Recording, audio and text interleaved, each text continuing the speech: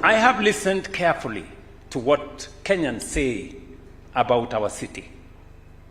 I have heard their frustration. I have heard their disappointment. I have heard their anger sometimes.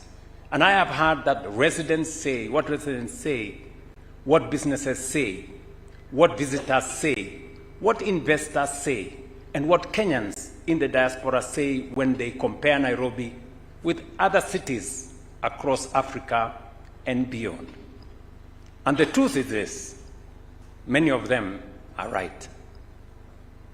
They are right to ask why our capital still struggles with basic urban order. They are right to ask why growth has not been matched by planning.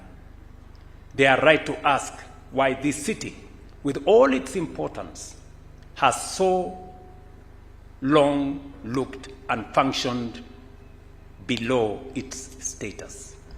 They are right to demand better. From fewer than 300,000 people in 1960, Nairobi has grown into a city of close to 5 million residents, swelling even further during the day. But this growth has not been matched by the infrastructure, the systems, planning discipline, and service delivery that a modern metropolis require.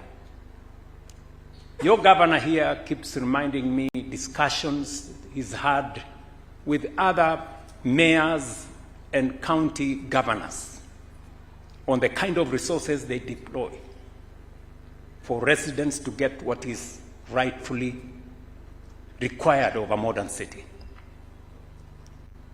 More than 60% of residents live in this city of ours in informal settlements. The honorable members seated here will bear me witness. Every member here, majority of every member here, has a slum in their ward.